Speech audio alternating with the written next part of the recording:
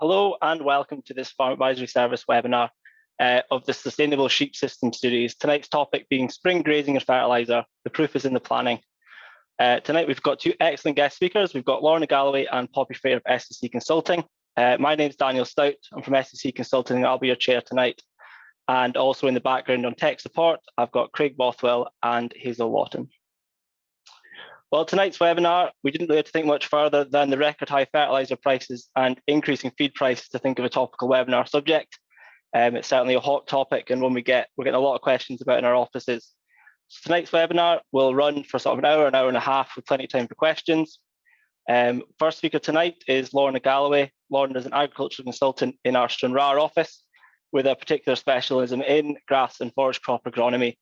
And Lorna's going to be taking us through sustainable fertiliser policies, fertiliser options, and also how we can look to reduce our reliance on them in the system going forward. This will be followed by Poppy Frater. Poppy is our sheep and grassland specialist with SEC Consulting, and she'll be taking us through grazing strategies. So how can we best utilise the grass that we've grown, and future options for reducing fertiliser dependency. So looking taking a whole system approach to reduce the dependency on fertiliser and also feed and that sort of thing. We're going to have time for questions between speakers, but we'll also have a big time for Q&A at the end. Tonight, please do not hesitate to ask questions. It'd be great to have a good bit of discussion. So if you've got a question, please put it in the Q&A box. And if you're having any technical problems, please put them in the chat box and one of our team will help you out. Please also bear in mind the webinar will be recorded and it will be made available on our Sustainable Sheep Systems FAS page after. I'm now going to pass you over to Lorna Galloway. Thanks, Daniel, and thanks for asking me along. I'm sitting in my own house, so I didn't have too far to go. Right, I'll just bring up my presentation.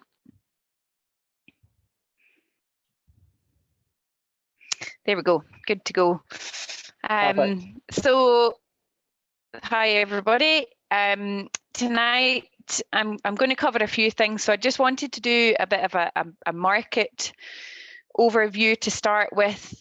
So we kind of, we don't really know where things are going to go, but just a bit of an update where we're at and where things might be going in the future. A wee bit in soil management, timing and applications, and long-term solutions.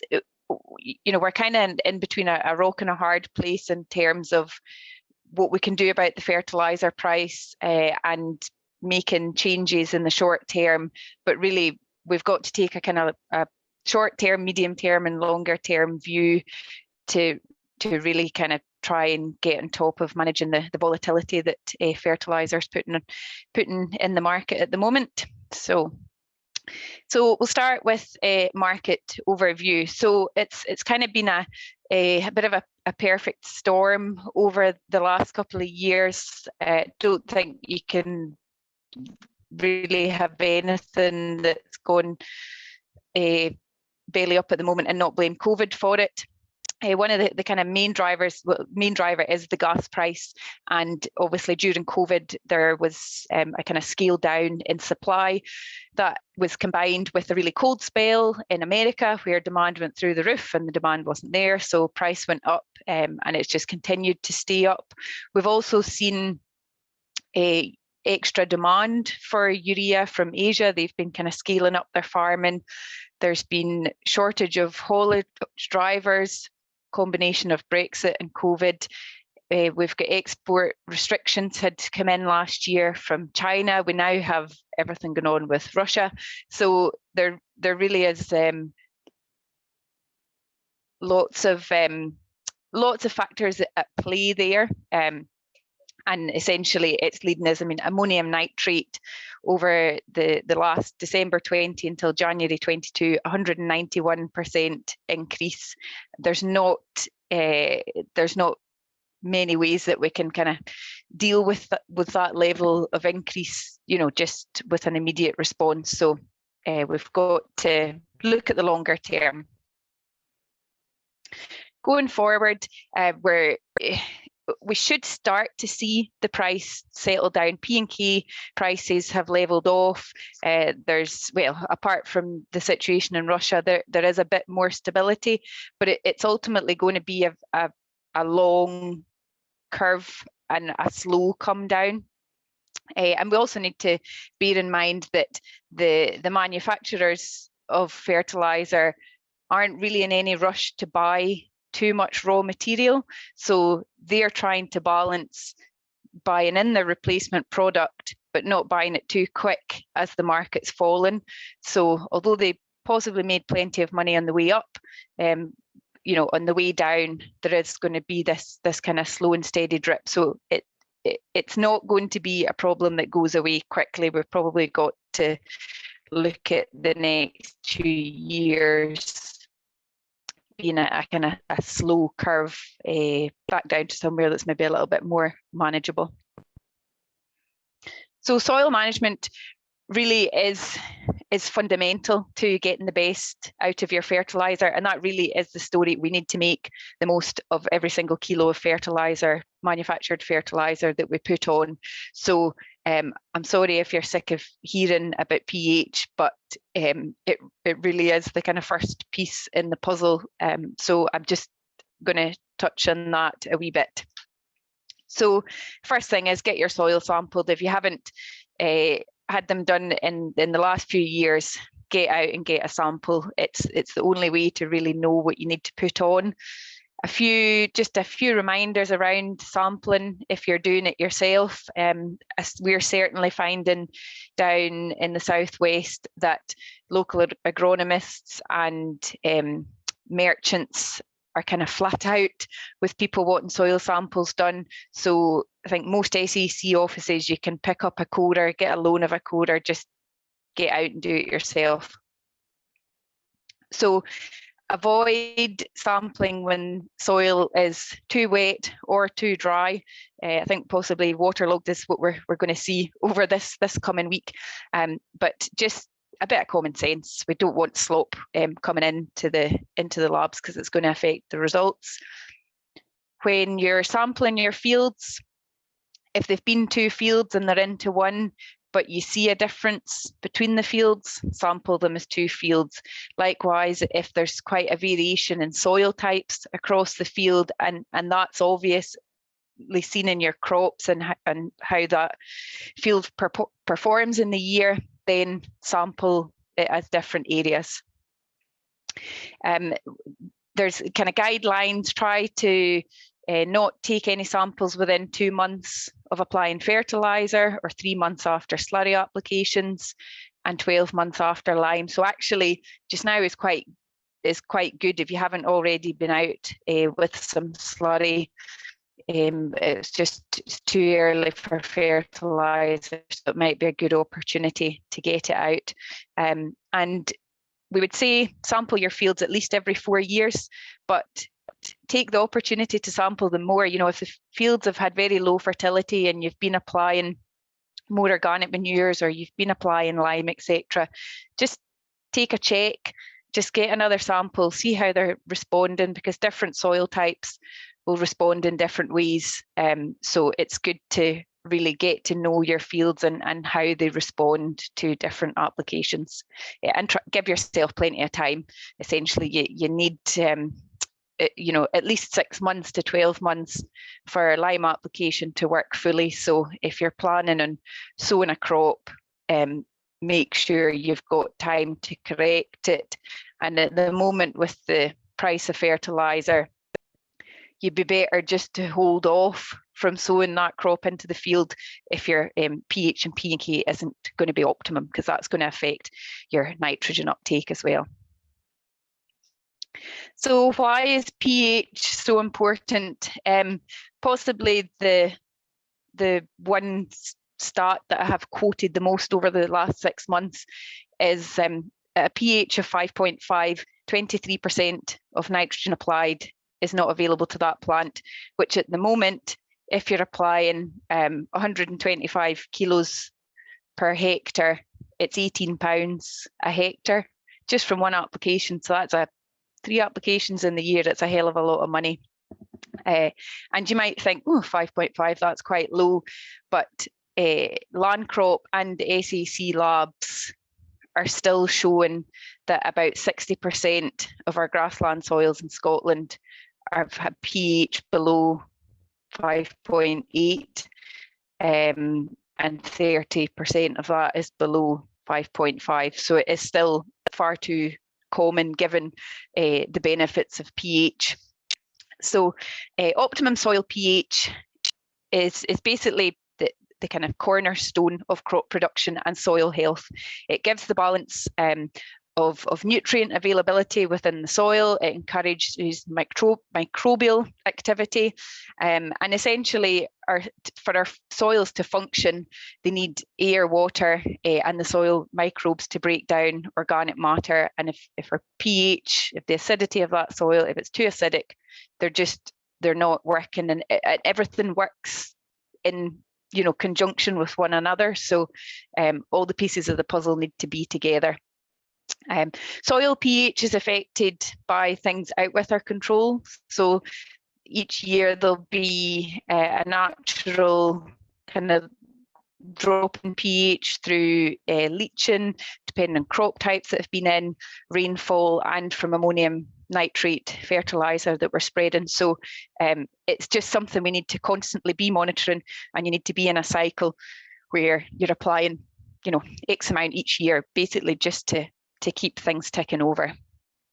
So it's absolutely critical. And I've got my wee triangle of nutrients there. So, nitrogen is at the top because it is, the ultimate nutrient for growth, but essentially pH should be at the top there. pH number 1, get that right, P and K, and then, work your way down. Only then will you get the best out of the nitrogen that you're applying. And this second chart just highlights quite nicely, where we're sitting with optimum pH recommendations, and it's just that finding that sweet spot where you get availability of nutrients. So in Scotland for grassland, just depending on soil type and productivity of the grass, we're really looking at it being 5.8 to 6.2. And just as targets, as I said, we need to make the most of every kilo of fertiliser that's going on. So a lot of that is prioritising swards of grass, prioritising the fields that have got the optimum pH and P and K, but also targeting the swards that are most likely to respond. So that's swards that have got higher ryegrass content, probably a bit younger as well, and it really that's going to get your best return. But I've just put up here just to bear in mind, and just to demonstrate the difference in soil types and where that target pH would be. So mineral soils, just productive, the more productive that grass is, the higher the target pH for your return. Phosphates, as I said, nothing in soil works in isolation. Everything has a role to play, and a big part of our soils working properly and productive grass swards is phosphate. So phosphate is basically essential for energy. Every part of plant processes requires energy through ATP, and I'm not going to do a biology or a chemistry lesson, but it's that probably the key role of phosphate is in root development. So especially if you're sowing crops, sowing out young grass this year, you need to make sure your phosphate levels are adequate so that the roots can develop strong roots, healthy plants. Basics with that. So phosphate also has a role to play in early spring growth. So if we're kind of spring slow to get going, if there's not enough phosphate in the soil, that can slow things down as well. So, and that essentially is why we see responds to slurry applications in early spring because there's getting some soluble phosphate on. Phosphate is largely recycled through animals, but it's also the nutrient that's at greatest risk of causing environmental damage through runoff.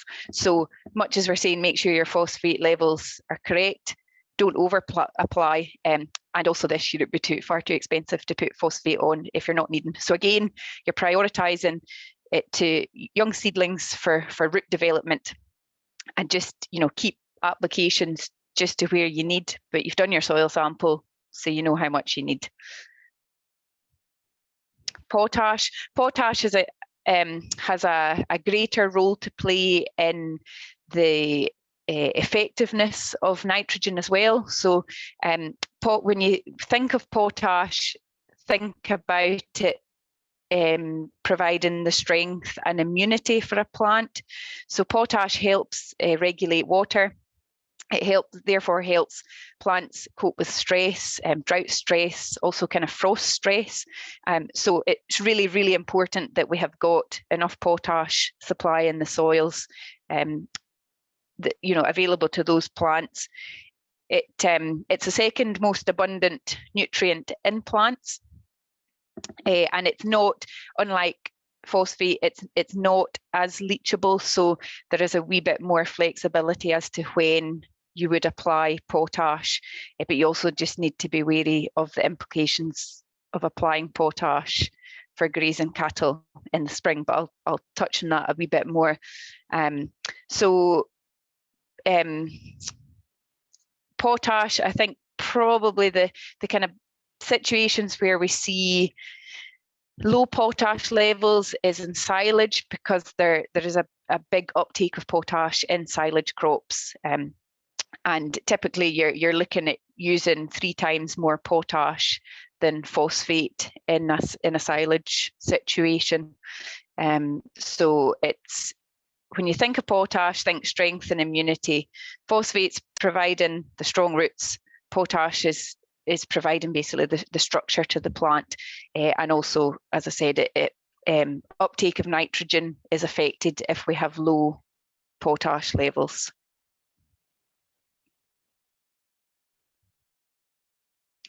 So timing and applications. I just wanted to put up this little graph from Grass Check over the results from 2021, just to show the variation in different farming systems and when their peaks in grass growth were, but also just against the 2-year average. And essentially, if we could predict when the grass was going to grow, I don't think we would all be sitting on this webinar looking for the answers. So just to highlight, the volatility and the impact basically that the weather has. I mean, we can't control the weather, but there's things that we can do to make the impact a little less, and part of that is pH, having soils that are cycling. It's potash, so that plants can cope with dry stress or flood stress better. So although we can't control the weather, we can make sure that we've got the soil conditions there that help to cope with it. So perennial ryegrass doesn't really start growing until soil temperatures are about 5 degrees and rising. So coinciding your nitrogen applications with that is going to get maximum return. In air, I think we're pretty close. We'll have seen the T-sum, but there is no way you would have gone out with a fertiliser spreader. So get yourself your soil thermometer, and just monitor your soil conditions. We have been quite dry down here over the winter, but we've had a lot of rain in the last few days, so soil conditions aren't good for travelling. We're going to be a while yet.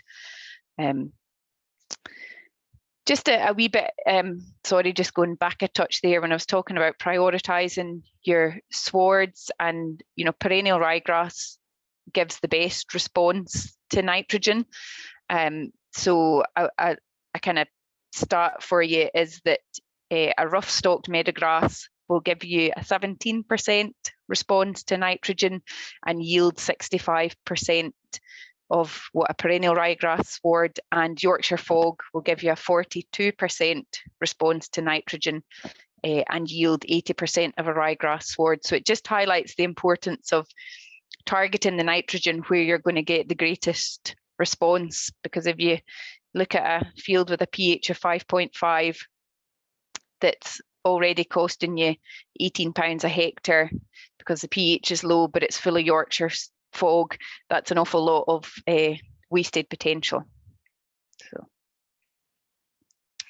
okay, so I tried to put some figures, just hopefully kind of you're starting to see the picture here about ground conditions. You know, we're really looking for soil temperatures to be getting up and days to be getting longer. So the Grass Check Northern Ireland Hillsborough research site has averaged out their data over the last 10 years.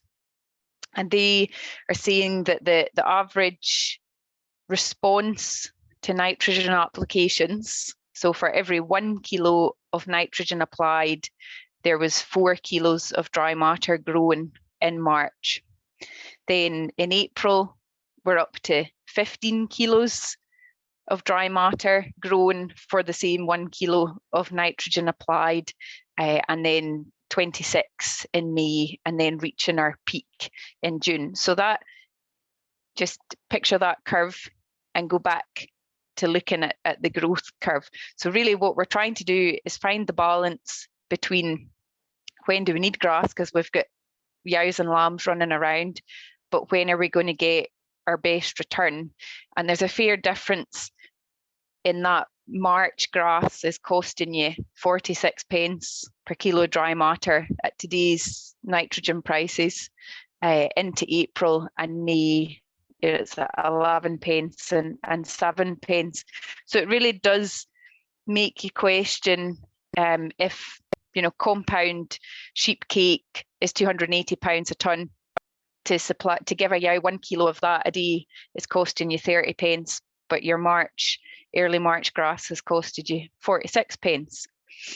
On the flip side of that, what the results don't show you is the range. So in March, the range of data was 2.5 kilos of dry matter response to every 1 kilo of nitrogen, but the range went up to 34.5 kilos. And I mean, if we could get 34 kilos of dry matter for every 1 kilo of nitrogen applied in March, I think we'd all be pretty happy at that. So just bear in mind, everything is about trying to find the balance, and essentially you've got to monitor soil conditions, whether it's the fertility of the soil or it's the soil temperature.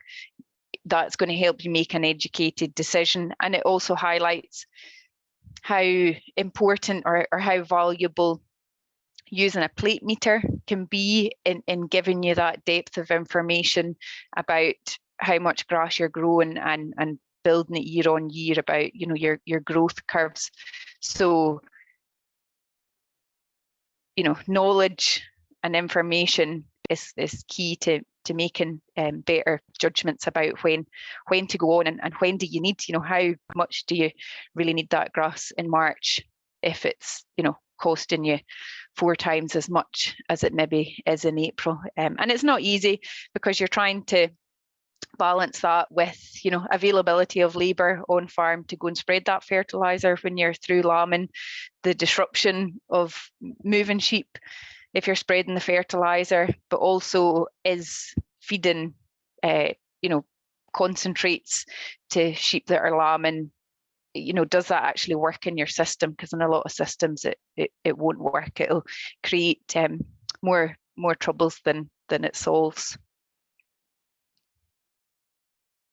So longer, that, you know, short-term solutions are know what your soil status is, get to grips with your fertility and really prioritise it. And you're going to have to be quite ruthless that it just doesn't make any sense to be spreading fertiliser on fields with a pH of 5.5. You've got to be quite clear about that. You've also got to make sure you're looking at your timings, you're looking at soil conditions, you're looking at soil temperatures. You're using precision spreaders where you can to kind of minimise waste from overlaps, etc. It's all these small things. It really is the attention to detail that's going to make the difference in terms of getting value for money. And longer term, because this is, whether it's the fertiliser price or it's a drive for biodiversity or it's lowering our emissions, we all essentially are going to be, encouraged to reduce our reliance on manufactured fertilisers. So we need to look at how we do that over the long term as well. And really, the one thing that is absolutely suited to every sheep system is white clover. It's quite an amazing plant when you actually get in and have a dig about it. So I don't know if you've ever dug them up and you get a look at the wee nodules on the roots, the little white nodules. They're rhizobium bacteria, and they'll take nitrogen from the atmosphere and convert it into a form which can be form of nitrates that's taken up by plants. And clover has the potential to fix between 100 and 250 kilos of nitrogen per hectare per year, which for most folk is probably the total fertiliser you would apply in your grazing situations. But it does need very specific conditions. It needs a good pH, it needs good P and K levels, and it needs the grass to be well managed, because clover will lie dormant for longer than grass, so it really won't start kind of poking its head up till soil temperatures are kind of 7 degrees and rising. But the small trifoliate leaves, they need sunlight in the springtime. So essentially the conditions that you're giving that clover plant in the spring are for the clover population that you're going to see in July and August. So it's not an instant response, but it's really important that we get that management right in the spring and autumn. In clover, it's more nutritious than grass alone. That's why it strikes a really good balance with a grass sward, in that it offers more key minerals such as calcium and phosphorus and selenium into the diet. So generally, in it, where there's clover, good clover content in a sward, we can see higher animal performance from that. And white clover is, if it's managed right, it's quite persistent. We see it's soft with herbicides, etc., but it's usually the first thing that comes back when you spray off a field is some wild clover. So with careful management, it can really do well. Next slide is just to highlight. So again, it's this response to nitrogen curve. And if you mirror the chart on the right-hand side of your screen, you'll see that from May onwards, clover starts to do its thing. It's starting to really come to life, fix nitrogen, and it's flowering.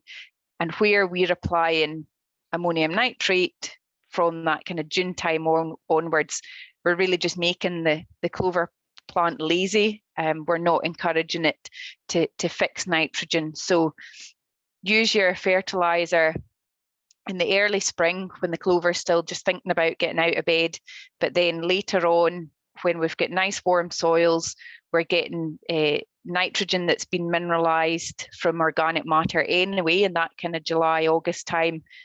Hold off the fertiliser there and let the clover take up that nitrogen basically. And that works in perfectly with where we get a greater response from our nitrogen applications. After June, the return on your 1 kilo of nitrogen is diminishing anyway. So let's let the clover take up the slack in that later summer and target the nitrogen for our earlier applications. Now, clover isn't particularly easy to establish it. Well, you can establish it in a sward, but if you've got a lot of weeds, there tends to be a percentage of it that it'll be taken out again. But like I said, this is a long-term process that we're in, so we need to start looking at how we manage our young grass sward. So if you're putting clover into your mix, can you look at grazing out those annual weeds with sheep, with small mouse, or taking out the bigger weeds with a topper? You know, can we get round having to use herbicides, because at the moment we haven't got a clover friendly alternative. And it also, with us now being out of Europe, the cost for chemical companies to bring a product to market in Europe and the UK is essentially just doubled, because they're having to go through two separate processes. So I don't know if I'm that optimistic that any of the companies are going to bring a clover friendly herbicide back to the market for us.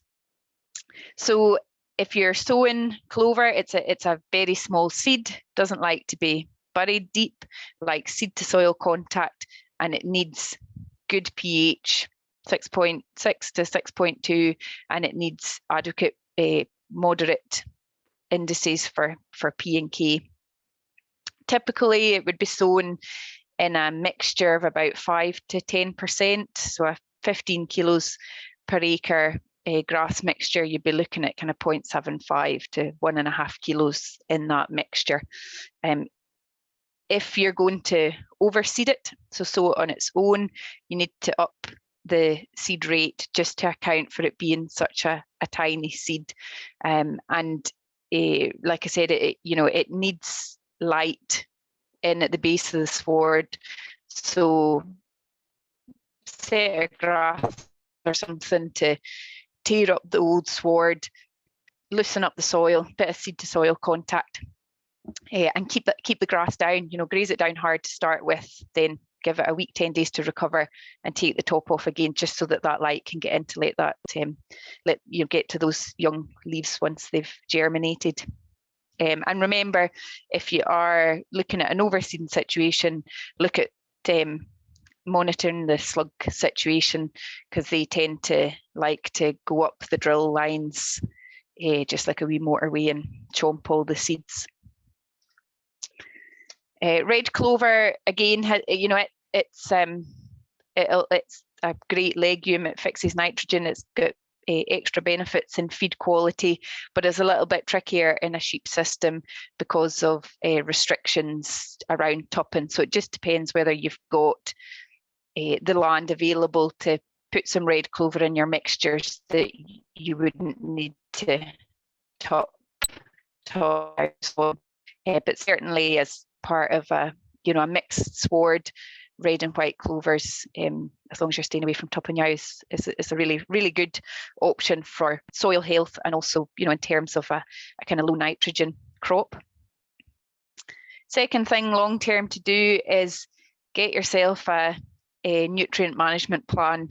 Get a baseline for your soils across the farm, and get some specific information about how much slurry you're applying, or how much nutrients you're getting from farmyard manure, if you've got any of that, and break it down into applications, whether it's for grazing or it's for silage, and it just lets you calculate more accurately what you're applying from organic manures you've got available, but it also just gives you the big picture. It helps you make a longer term plan about your lime applications and your P and K applications. Are you building up statuses? Are you running down statuses? And essentially helps you prepare a budget. These things cost a lot of money, so just being able to look at the farm in the big picture and prioritize where needs it most, where gets the best response. It'll give you a bit more clarity going forward over your nutrient status.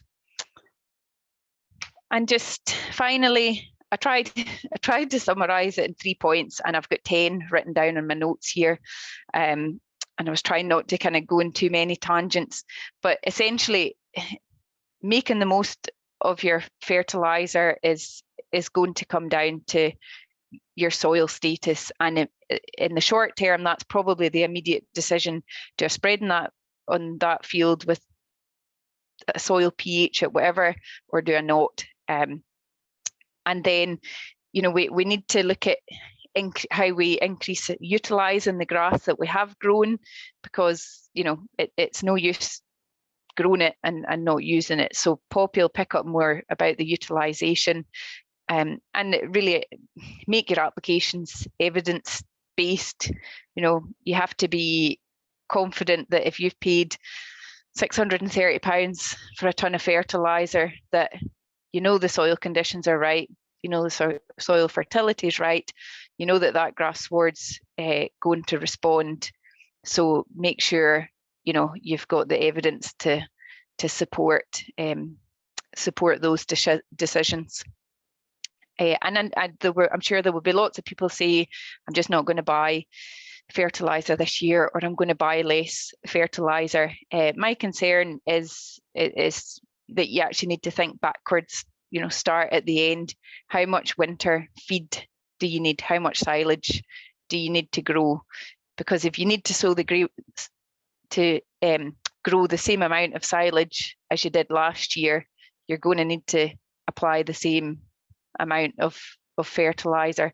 And it is still, get to know your costs, but it is still going to be the cheapest feed. Looking at the price of wheat, etc., going forward, there unfortunately is not going to be a cheap alternative.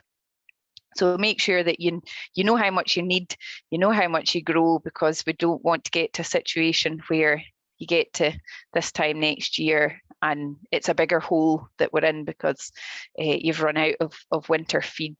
So part of that is planning ahead, doing some winter feed budgets to see what you need, and also doing a cash flow, because in all honesty, don't think when we're looking at buying fertiliser in the autumn this year that it's going to be any less uncomfortable than it is at the moment.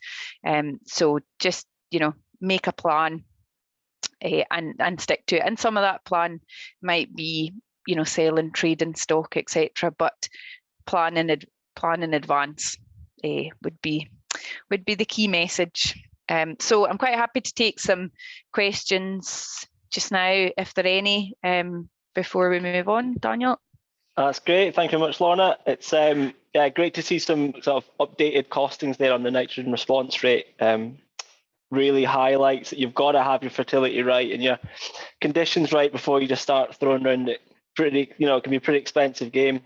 Yeah, I think the days of but my neighbour's got the fertiliser spreader on, so we'll go. Oh my word, I tell you, when it comes to spreading our own fertiliser at home, it's going to be heebie-jeebie time. Ooh, should we go? Should we not go? So I'm thinking a bit farther forward as well into the summer. Do we even need it at that point? Having a bit of grass measurement, having a bit of thought about what is your demand going forward. Yeah, absolutely. And we get kind of that natural growth in August because of warmer soils and mineralizable nitrogen in the soil. So I know it's hard when it's hard to trust that'll happen, because we generally know if you put some nitrogen on, you'll get growth. But this is part of a bigger picture, so we need to maybe kind of take the leap. So and hold back a bit of risk involved sometimes, but but we're talking about high costs at the moment. Poppy, do you want us to share your screen? And we've got a few questions here for Lorna on liming. When would be the best time to put lime on to pasture if it's an existing sward?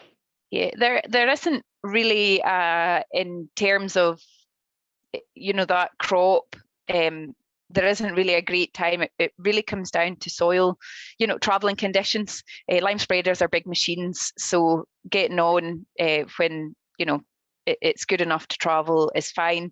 And there's not really any great restrictions around like holding livestock off that field for amount of time. So if ground conditions are good, get on and do it. Yeah. And the sooner you get it on, the sooner you get a response. Take the chance. What about in terms of if you're doing a reseed, is there value in having it ploughed in, for example, or cultivated in? It just depends. So if you're ploughing it in, you're essentially just burying that lime through the soil profile. So we want there to be a pH kind of from top down through the profile. So partly it'll depend on how much lime you need. If you're needing a lot of lime, ploughing it down does give you the kind of option to put it on in 2 goes. Mm-hmm. But equally, it is also easier for a lime spreader to go in onto that field before it's ploughed. So that kind of depends on individual situation and setup. But there's not really from a soil point of view, a right or wrong answer to that one. Yeah. Great. In terms of that sort of multiple application, then I think if we get the soil results back in your 5.5, it's going to be a pretty hefty recommendation there. Yeah. What's the upper limit then of what you should put on at once? So 7 tons or 3.5 tons to the acre, generally in one application. And in an ideal world, we would say probably, if you're needing twice that, do it over 2 years. So this year, we quite often get in this situation where I say, give yourself plenty of time, get your soil samples in a year before you're going to sow that crop. But we know that doesn't happen. You decide that field's going to go back into young grass and then realise that the pH isn't right. But essentially, because of the cost of nitrogen this year, the pH has to be right. So it's going to be better just to hold off a year on putting that young grass in than putting it in to suboptimal conditions and then wasting nitrogen on it. So give yourself time and you'll reap the reward. And part of encouraging the clover that'll be better because soil fertility was better. So it's hard, but try to have patience and just give it, take it on a case by case basis with the fields. Yeah, no, that's great. It's good advice. It's not cheap to reseed either, so you need to make a good job of it. Yeah, exactly. And if you get your reseed right, and you get a good start in that reseed, and you've got it in for 15 years, it's cheap. But if you rush at it, and after 2 to 3 years you're looking at it and it's pretty average, it's probably one of the most expensive crops you'll do. So, and the cultivations cost the same. The grass seed costs the same, but really how effective it is depends on that soil fertility and that management, post establishment. So, yeah, no, dead on. I think we'll pass over now to Poppy. Good evening, everybody. Hopefully you can see my screen okay. Yes. All good. Great. Okay, great. Well, thank you for inviting me along to talk at this past webinar. I'm just going to sort of build upon what Lorna's discussed, but also hope to sort of provoke a bit of thought into sort of questioning your farm system and your flock management as to whether the current management is fit for purpose under the changing situation that we're seeing in terms of input costs and land price.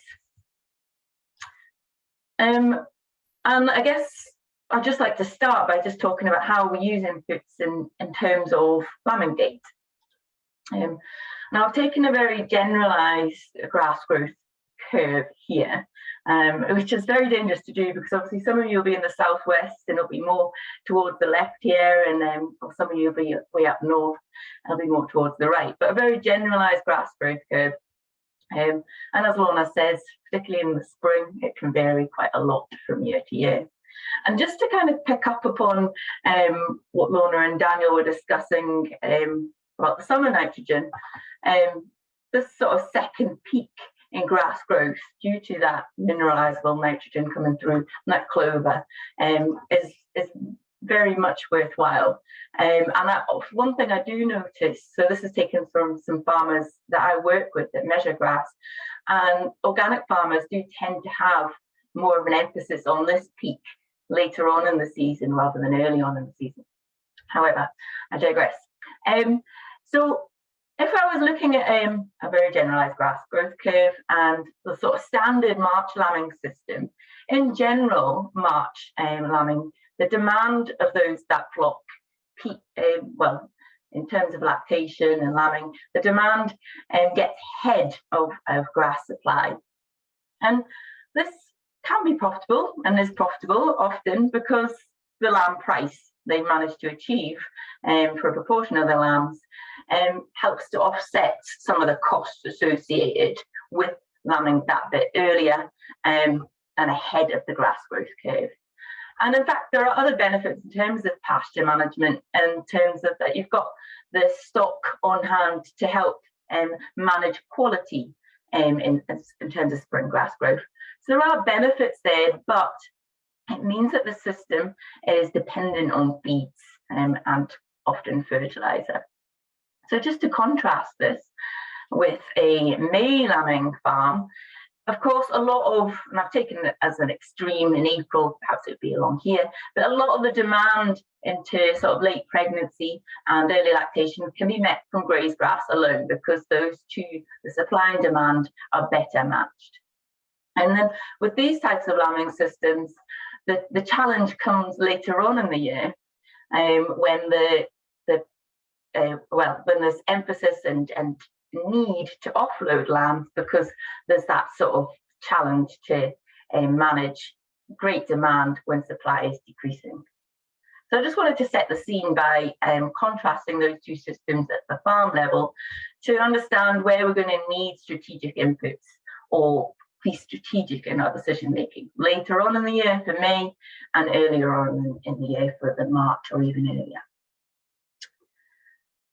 And then just taking this to the flock level, so that was the farm level and now to the flock level, I think it's really useful to ask ourselves why we want to put nitrogen on the ground. What sort of areas of the flock nutrition timeline are we focusing on? And this is a really good timeline provided by QMS. So if you search EU Nutrition Timeline, you'll be able to get a PDF of this on the web, or QMS will provide a hard copy on request. And it takes you through quite nicely through the ewe's pregnancy. And there's a whole host of information to unpick here, but I just want to draw your attention to really why we are applying nitrogen earlier on in the year, what we're trying to achieve in terms of the flock performance. And really we're trying to make sure that there's grass there in early, through lactation. So just unpicking that a bit further, in early lactation, poor feeding and low condition score, body condition score, leads to poor lactation performance. So often we're like I say, we're trying to coincide the lambing with the grass supply. However, with recent years and spring being delayed, this has been a challenge, and the target is 4 centimetres. So we want a fair amount of grass in front of them. And if short, there are benefits to supplementing them with concentrates, to making sure, or energy lips, to making sure that the ewes continue to milk on well. So this is why we do target that early nitrogen. So what other things are within our control? And as Lorna's described, a lot about the soil health is within our control, but also there's grazing management. Winter rest is very influential to spring grass production. That was shown back in the 70s at Oak and Crove. Sheep grazing November and December reduced their silage yields by 25% in the spring, post cut. And sheep grazing in January to March reduced the silages by 40%. So winter rest, making sure that grass is rested for 100, 120 days is really beneficial, really does have an impact on that spring grass production. And that is why we're using forage crops, using rotational grazing over the winter, or even a more expensive extreme, but putting them in a shed or off-farm wintering them is influential and can be used strategically to make sure you get that spring grass production. Staggering the field closures in the autumn time will mean that the fields become more ripe to get to in lactation time. So those lambing fields or those best turnout fields, they should be closed off first. They should be rested first. With spring grass, if there are those situations where it's just not coming through, you might do some strategic destocking. So just consider those classes of stock that can be moved off the prime pastures and still do okay. So cattle are much better at utilising more fibrous forage, so putting to the hill or putting them onto the poorer quality forage, and they will compensate for it when the grass does come away. So if there is any ability to destock, can help make sure that that prime good quality grass goes to the ewes and lambs. And rotational grazing, and I'll come on to that a bit more later on, but rotational grazing can help make sure that the grass, like I say, through the winter is rested, and then we're utilising it that bit better through the year. And then in addition to that, a lot of it does come back to making sure that the ewes are on target condition scores. That can act as a buffer when grass growth is slow to come through. They will milk off their backs. So getting them on target condition scores is really influential to the lactation ability of those ewes and ultimately to those lambs' performance. So as Lorna described, making sure that fertiliser decisions are evidence-based, assessing the need. Do you need to apply fertiliser this year? And this is where it comes into sort of measuring grass and trying simple feed budgeting. And these sort of spreadsheets to enable you to try this in a very simplified way, absolutely free of charge, can just help you get around, just help give you a little bit of evidence. So it's all just a tool. Nothing's going to answer all the questions for you, but it's just a tool to help reinforce your decision making. So measuring grass using things like the QMS sward stick or using plate meters can just give you a good starting point, and measuring it now can help you understand and predict what your spring pasture might be like. So this is one of a spreadsheet that's available. So simply putting in your grazing area and sort of average growth rates, if you don't have that information on farm yet. And then this can be your starting point, but building that library year on year can help make sure that this sort of forecasting system becomes more accurate over time. Utilization of grass, I will describe later on about how that can be improved with rotational grazing. So that gives you a bit of information in terms of your grass production. You'll put in your sward stick measures or your plate meter measures there at the start. Then adding in any other feeds that you're feeding the flock or the herd and the herd. And then adding in down the bottom the livestock on the farm. So in this case, 700 ewes, their weights, and a bit about what their allocation is. And there's a whole host more information on this that comes with these sort of spreadsheets. But what this does is it means I can start looking out from now ahead of time to understand whether fertiliser might be required when conditions allow. So in this instance, I've just done my feed budget, and it's telling me in April time, when I'm due to lamb, that I'm going to fall short of my target. Okay, my target is the 4 centimetres, or that's otherwise in plate metre or sward stick terms, that's around the sort of 1,500 kilos of dry matter per hectare. That's what we're really talking about, it's their feed. So I can see we're going to be short. And then I can do some playing around with the figures and see, well, if I do apply nitrogen and I get a decent response rate, I can see how that can help me achieve my target. So that's your next point of call. Once we've done all the things to try and within our control in terms of soil management, same with grazing management, to get that spring production, then it's a case of the next tool in your box is to assess the need in this current year. And then when it comes to it, I've just put a few sort of costings in terms of what that would mean financially in terms of being short of grass. So if that pasture height is, when it comes to, or is predicted to be 3 centimetres in this example, so that equates to 250 kilos of dry matter per hectare that's required. For this sort of stocking scenario at 160%, I'll just put a few sort of examples. So using the nitrogen example, at £1.82 per kilo, and even just a light rate of nitrogen required, that comes out at a cost of £2.28 per ewe. Feed, as an example, and I've used sort of the low end at £280 a tonne. Just feeding them, as I would actually advise if grass is short, I would advise feeding them in early lactation to make sure those lambs get to the best start. And that actually it comes out quite competitively against fertiliser. However, some are quoting much higher feed prices. Still, it's getting closer, but it's still quite competitive. The alternative is just take the hit, and that can lead to a reduction in lamb growth rates. So in this example, I've reduced it by 50 grams a day. So that leads them to be on farm 37.5 more days. And I've costed that to equate to £3.60. So it is worth making these decisions and just weighing up these options in your head. Obviously, I've costed this quite crudely at 6 pence per kilo of dry matter of grass. And you might argue, well, I've got lots of grass in the summer, so it's probably not worth that to me. So you might argue that. So maybe keeping them on farm longer isn't so much of a problem. But I'm not costed in labour, I've not costed in vet and med treatments, I've not costed in mineral treatments. So, I mean, it's a bit trickier to factor that in. And in most cases, getting lambs off the farm as soon as possible is a key to a profitable system. The other area that this sort of poster draws your eye to, so that's lactation. The other area that we really think about is this period, either side of tupping time, or as some manage it, the flushing in the lead up to tupping time.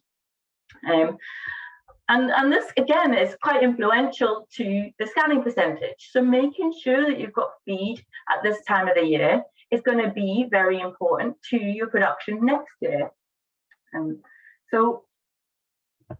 Building up grass covers and building new condition in the lead up to tupping is influential to your flock productivity. So Trogask have shown over in Ireland that one condition score at tupping time between 1.5 and 4 is worth 10% more lambs reared. So that's not just lambs scanned, it's not just lambs born, it's actually those that are reared. That's what they've shown at their site in Athenry in Ireland. So getting them to their target condition score at tupping is really valuable. So making sure that you're feeding them well between weaning and tupping time, grass is worth a lot. So if they use, and in addition to that, getting them on target condition means that you can actually reduce that flushing period. So traditionally it might have been a 6-week flushing period. You can actually cut that to the golden 20 days. So making sure they're on prime nutrition, 10 days pre-tupping and 10 days pre-tup introduction, I should say, to 10 days afterwards, making sure they're on that prime leafy grass during that time. So you can actually use condition to help be a little bit more strategic with your grass management in the autumn. So over this golden 20 days, the target is grass at 8 centimetres, in and out at 6 centimetres. You're not grazing them too short, because if you graze it too short, there are endocrine disruptors in the base of the sward, and that will influence the scanning percentage. So prime nutrition is required in the autumn for tupping time, or early winter for tupping time. So again, I think it is worthwhile making sure you look at the evidence, whether you need late season or late summer nitrogen applications to help build those covers for that all beneficial tupping golden 20 days pasture. So again, coming back to these sort of spreadsheets and using your pasture cover measurements can be valuable to help understand that decision making, to help enforce that decision making. Other things you can do, again, so destocking. So another sort of emphasis to get those lambs away quick as possible, any away grazing if possible. Feeding might come into it, but we know that's more costly than grass. And condition scoring and associated management. By doing that, you can be strategic. So those that are fat, they can get put to the hill, they can get put to poorer quality grass. So you're focusing that precious and valuable green grass to those that need it most, those that you want to be gaining condition. And as Lorna's discussed quite a lot, the clover can come into to benefit those autumn pasture covers. So I just wanted to kind of come back to why we apply nitrogen early on in the year to make sure we have the covers in lactation and the value of the covers in lactation, and then later on in the year, the value of that grass in the autumn. So using evidence and using grazing management to help us on track to achieving that. And then I just wanted to go a bit further and talk about the whole farm system, from a farm that might be highly dependent on nitrogen to a farm that might limit their nitrogen use. So I've developed a hypothetical farm. So it's a mid-March lambing farm, 250 hectares, of which a proportion is hill, 800 ewes and 85 spring calving cows. And this farm applies 5 tons of nitrogen in the spring. So you can see the system might have worked well in the past, but now that nitrogen cost is approaching 10K. So this farm might be wanting to revise and review what other options there are to make money without this dependency on nitrogen in the spring. So using a piece of software called Farmax, I'm able to kind of weigh up a few decisions to reduce this nitrogen dependency. So using this software, I asked it whether I could eliminate the nitrogen. And the software tells me I cannot. So what it does is it models the biology of the farm, so the supply and the demand of the animals. It models how the grass will grow according to how it's grazed. And then it also models the economics of the farming system. So it'll model land price, it'll bring in nitrogen price. So eliminating nitrogen, it tells me that the demand at this time is exceeding supply and that system will not work biologically. So that's that question answered. I cannot eliminate nitrogen on this hypothetical farm as a standard. Other questions I might ask is whether I can reduce the ewe flock and whether that will reduce my dependency on nitrogen and still make money. I can ask whether it might be worth selling all lamb store in August, and that will help my late season covers and then my covers going into the winter. And will that be more profitable? Will that be more biologically efficient? I can think about whether it's worth housing in January to rest those pastures to make sure I get that grass cover in early lactation. I can look at growing a forage crop, and then I can even look at lambing later and lambing outdoors. And what I did is I put these scenarios into the software to get them working so they were biologically feasible, so they would work. And then I looked at the economics. So you can see for the lambing later outdoors, I had to reduce the ewe numbers to 650 to get it to work. So the results of this, in terms of gross margin, just take a look at the bottom line here. So these are all, this is the hypothetical farmer standard, and these are all the economics and the gross margin of those farms under those different scenarios.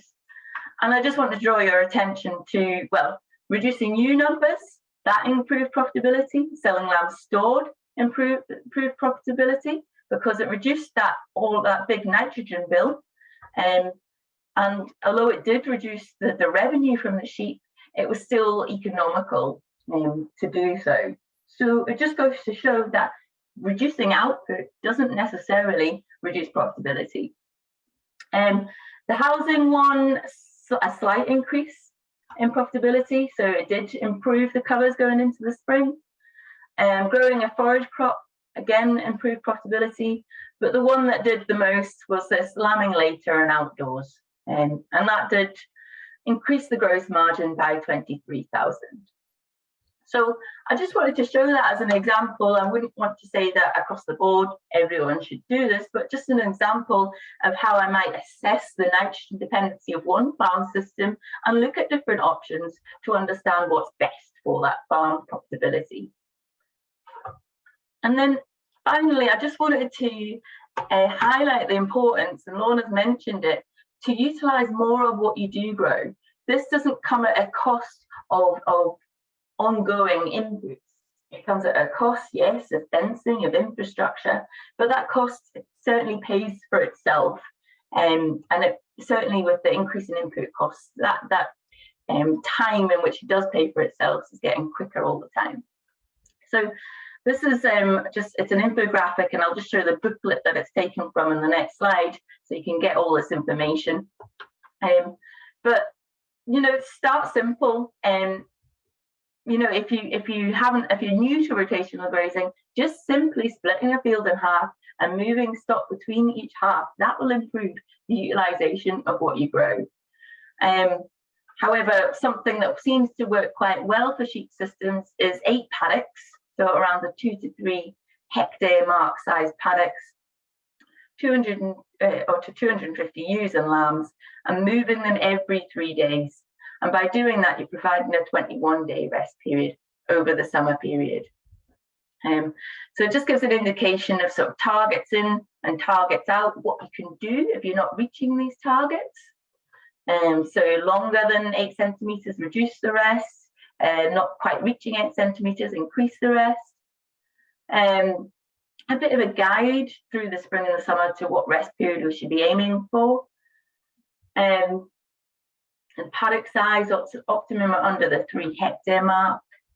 And then something that can work really well if you have cattle as well as sheep on the farm is a leader-follower system, because by doing this, the ewes and lambs aren't forced to graze too tightly and to achieve these tight targets.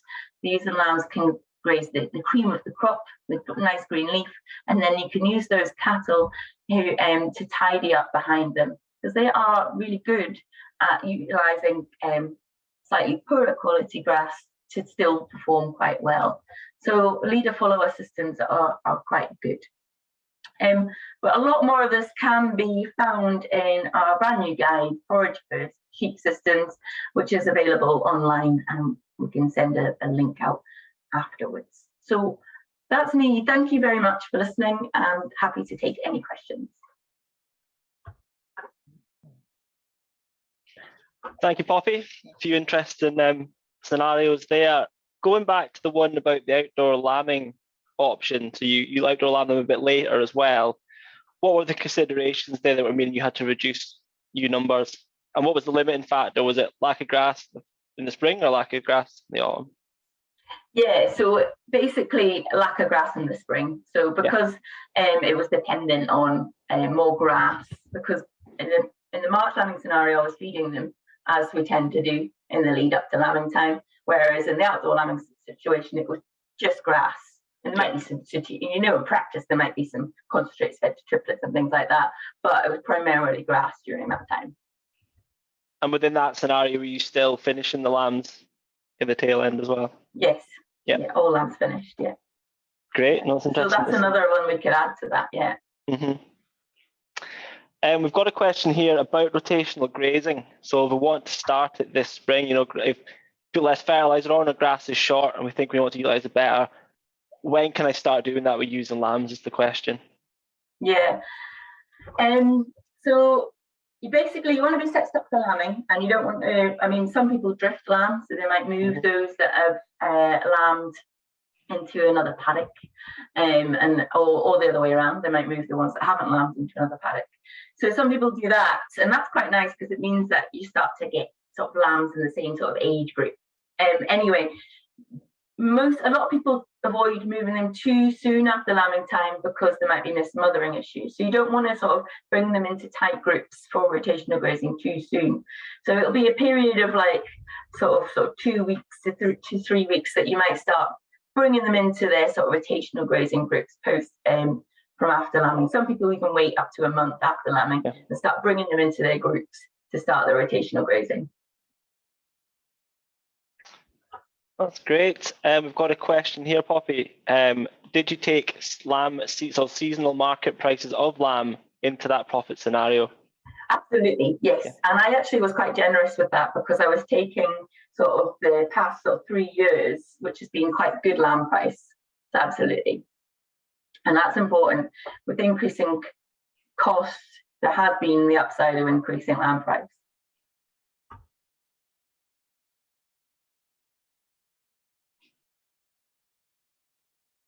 That's great, thank you, Poppy.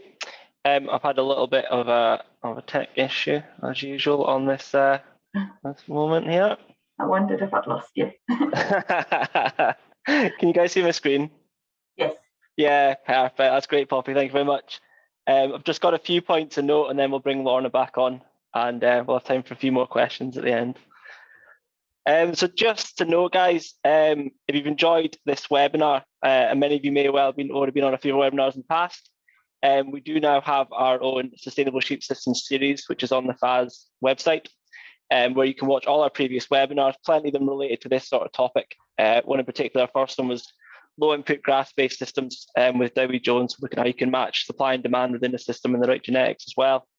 We've got plenty on nutrition as well and on hog and triplet management. We've also had a series of technical notes and of podcasts. And since our last webinar, I just wanted to draw your attention to the two newest ones. So we've got a technical note on EBVs and sheep, so how to use EBVs when you're selecting rams, how to interpret the different traits. And out about 2 weeks ago, probably, is a podcast on liver fluke with myself interviewing Dr. Philip Scoose of Modern Research Institute, where we covered sort of the growing problem of trichobendazole resistance and how we can adapt our use of different alternative products and also using diagnostic techniques in our sort of strategy to be sustainable in our use. And they can all be found on our website, which we'll share later on. Just a quick note as well, at the end of this webinar, we will send you a survey form and we'd really appreciate if you could fill it in. It's hugely valuable enough to track what we're doing and it lets you guys have a say in how we do things going forward and topics and ideas. Also, if you do it, you'll also be entered to our prize draw where you can win £50 worth of Damn Delicious vouchers and it will only take you a couple of minutes. And there's our past winner, Jenna Ballantyne, looking really chuffed. So we'll ask Lorna back, please, if you're there. Still here. Perfect. I've got a few questions for you guys. I think we'll maybe go with one for Poppy first. Herbal lays. Someone's just asked, what's your opinion on them? Yeah, herbal lays, particularly in early lactation, for use that require more as well. We've seen it work really well, haven't we, in previous webinars for use rearing triplets or hogs rearing twins. So herbal lays can be great, and also we know that lambs will perform better on diverse swards as well. The only thing that's challenging with them is getting those species to persist. Often you'll find those herb species don't persist very long, and you're left with the ryegrass and clover mixtures, which needn't be a bad thing either, but it's just to sort of temper expectations. They might not persist as long. Yeah, no, dead on. I think there's also considerations there in terms of how you manage them for persistency, so rotational grazing them. Yeah, and probably not grazing them in the winter as well. Yeah, and you tend to find they need that bit longer rest period. So when I've talked about the 21-day rest period, it might be more like 25 odd days that you give them. Yeah, no, great. We've seen in our sort of previous webinar, it's the one with James Drummond and Poppy as well, titled Hogs and Triplets, where you can see the stats in there. And the stats from James in terms of lamb growth rates of hogs rearing twins is pretty huge, really. It's in parallel, probably with a urea and twins on normal grass and clover mixes. So it's quite impressive. There's also options there as well to potentially reduce fertiliser as well, is there? Yeah, absolutely, and that's been shown. University College Dublin has shown similar production but with less fertiliser, and less need for anthelmintics as well. Mm-hmm. So yeah, a lot of opportunity, maybe just as part of the grazing platform, maybe not the whole thing, given there is restraints. Lorna, we've got one for you here. Someone's asked about the benefits of variable rate spreading. And also, so is it worth the value, I suppose, in getting that grid or zone sampling done and applying variable rate for lime or P&K? Yep. So at the moment, if you are sampling a field, just like a W sample, fairly kind of broad brush, you're looking, a routine sample's about £20 a field. If you're going up to precision soil mapping, you're looking at, kind of £25 to £40 a hectare, just depending on the different types of sampling. And they both have their merits. Obviously, the precision sampling gives you more information. It gives you the opportunity to possibly save a bit of money on your lime P&K, but it can potentially also cost you a bit more money depending on the results. So great systems can be really useful. You need to get most out of them. You need to take control of the information, and know what you're doing with it and follow it up. But I guess it's just factoring in where you cover the cost of the additional sampling. And I think this is a year when nobody needs any extra cost between fuel, electricity, fertiliser. We're probably already wondering where on earth are we finding the money to, something has to give. But absolutely for the future, and we've quite a few clients who just take the approach that, they're just doing a small proportion of the farm each year and just building it up slowly. So I think it's really just a case of, doing your budget, factoring in your lime budget, your nutrient budget for NPK, and maybe factoring in that sampling cost as well, and just work away at it if that's the best way. But it's totally fascinating if you've ever sat in a spreader that it's like 1 minute it's like snow and then the next minute it's off, and to you it doesn't look like there's any difference in the field. So it definitely has a place. And I mean, if we look at phosphate supply, global phosphate supplies, etc., it's not a it's a finite resource basically. So the more we can utilize our resources effectively, then the better that is in the long run for pocket and environment. Yeah, no, not dead on. It's when you see some of these sort of grid style variable rate maps as well, it's quite amazing what the variation within a field can be. Yeah, and essentially I've had a bit of involvement with precision soil sampling at my previous job, and a lot of it comes down to soil type. So getting out and walking through your field and taking a spade and having a poke about and getting to know where the different soil types are. If you feel at the moment you can't afford the extra sampling, then just get out and sample the different soil types in the field yourself, because that is essentially, it's the soil type that drives a lot of the application rates and how that soil behaves, etc. So there is, you can do an element of it if you're not at the stage yet of investing in going to precision sampling. Yeah, no, that's brilliant. Poppy, is fodder beet the go-to forage crop for overwintering sheep? Or does a rape/kale mix like Red Star variety do the same job? Well, fodder beet will last longer into the winter, so a rape kale often, you're looking at sort of January. You won't get it as long as fodder beet. It's more winter hardy. That said, the leaf can be susceptible to frost damage. If that happens, then it's not a very balanced crop. It's high in energy and lacking protein. And also, fodder beet is very input hungry. So when we've done economic evaluations in the past, it has been quite competitive with any other forage crop, actually, in terms of pence per kilo of per megajoule of energy. But you need to make sure you get that yield to make it cost effective. So I think it depends on where you are, but it can be quite a good one through the winter. Swedes also can be a safer crop, in fact, to achieve similar sort of energy yields as well. Rate tail, more like, if you wanted to reduce that demand of pasture, sort of talking more this side of Christmas than the other side of Christmas, I would say. I think it's also, it comes down to each individual system, soil type, soil fertility. Sorry to keep banging on about it.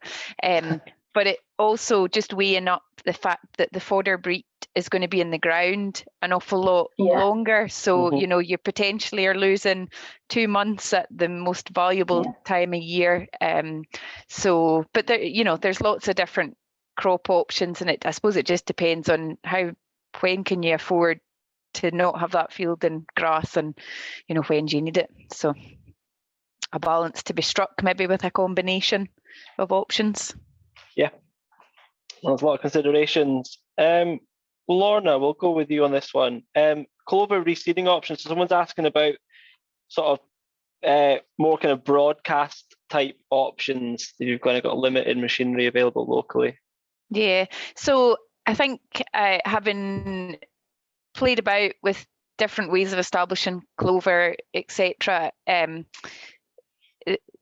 little and often approach is the way to go. I mean, there's been lots of people have tried just feeding it in meal to calves and letting them spread it themselves, but it tends to be a little bit patchy. And if you are broadcasting it, the percentage of seeds that will germinate is probably lower, so it makes it expensive. But if you haven't had to pay a contractor, that's less of a cost. Whereas I think the kind of air seeders where you can harrow out some of the dead matter at the bottom of the sward on with an air seeder and then roll it. When you weigh up the cost to seed versus and the contractor maybe who's had to come in and do that, versus the higher seed rate and the broadcast and the lower germination rate, you're probably as well just to get a contractor to do that. But little and often, because as we said, weather conditions, etc., are so variable that best will in the world, you might hit it right one year and get a really good strike and not the next year. So I think it's just something we have to keep topping up, basically. Yeah, I mean, someone to a similar end, someone was asking about whether you're better off trying to establish clover into living sward better in the spring or in the sort of late summer or late midsummer. Yeah, so try to avoid, it's basically just probably the majority of the battle is managing that canopy. So waiting until slightly later on in the season when we've kind of seen the spike of growth, and probably also you've got a class of stock that's easier to manage. I mean, you don't want to be putting ewes and month-old lambs onto a field to try and hammer it down so that you can sow it in, So maybe wait until July until you've got some lambs weaned, you've got some dry ewes, you can hammer that field quite hard and put it in, but you've also kind of got over that big spike of grass growth in terms of managing the canopy. But also don't, those seedlings and roots need to be established for the autumn. So I would probably say August is kind of your cut off. So it may be after second cut silage or first cut if you're a kind of late June, July cutter might be a good, probably as good a time as any. Yep, no, that's great. Got a couple last questions here. The ones that we're getting a lot of questions coming through on our end. A lot of farmers looking at it would be digestate and the options there. Lorna. Yes. So digestate, yeah, good source of nitrogen. It usually just comes down to the logistics of it, availability, how much is, well, at the moment, kind of any organic manure is a really good buy versus fertiliser, but also you just need to weigh up with manures like that. The practicalities, you can't spread it and graze it a couple of days later. So just weighing up that. But in terms of, nutrient source, it is a good option. Same with hen pen. Yeah. You'll get a reasonable nitrogen content from it, more P and K. But it really, it's a boring message. Get your soil samples done, because again, you could be applying products. You think it's for the nitrogen, but you're getting a lot of P and K, and you're not needing the P and K. So you're then creating, more imbalance than balance, and that's when you weigh it up that you might actually just be better to bite the bullet and buy the little bit of nitrogen and hold off the P and K, if you're in danger of over applying it at that point. And for grazing situations, I mean, 80% of phosphate is recycled and 95% of potash is recycled, from animals grazing. So there isn't a huge P and K requirement in grazing land. It's really just silage or crops. So first of all, find out if you need it and work it out. We've got plenty of handy calculators. Just phone up the office and we can fire it into a spreadsheet and, give you a hard financial assessment on whether digestate is better than hen pen or a bag of ammonium nitrate is better than both. So, yep, dead on. What about in terms of grazing and the timing of applying things like digestate or hen pen? Are there considerations there? Yeah, so just need to be careful with hen pen. It depends on the rate. If you're going on like a ton to the acre, there's not really an awful lot there, but you're still talking probably kind of 3 to 4 weeks before that's broken down, and you would want to go on with grazing. So it just depends on the rate you're going on, but you're probably safely, if you kind of work on it being a month before you could get on and grazing that field. So that is something also to take into consideration. Yeah, it's all got to be combined. Yeah, they got to get a plan for these sort of things. Yeah, and it's maybe things like, applying hen pen, and this is where it gets tricky because everybody always wants it at the same time, but the people supplying the hen pen and the digestate want rid of it in the winter time. But maybe, applications later on after you've taken cuts of hay or silage fit into the system better, because you've got a bit more flexibility in what the types of grazing stock are that you've got at that point, and you've maybe built up a bit more grass cover. Yeah, that's great. I think one last final question before we'll call it a night. I think, Lorna, it's for you again. When reseeding, we get a lot of red shank growing. Have you got any suggestions to control this? I've certainly seen a few good fields of red shank growing within issues forwards. Man, if only we could harbour the potential of red shank. Afraid not. It's just one of those weeds that is very good at staying viable in the soils for long periods of time. With any weeds, and especially red shank, I would say early intervention is best before it gets too strong and too stocky. So it's probably the one that you'll tend not really to get sheep to graze off at first grazing. Mm-hmm. But 5 to 6 weeks after you've sown that grass, get in, do the pull test. Is it ready for a light graze? If it's ready for a light graze, put some sheep over it and get in with a topper and get that red shank down before it gets too strong. But you may be forced into a situation where herbicide is your only option. I had an interesting conversation with a seed breeder last summertime, we were talking about the whole clover debate. What's the best way to establish it?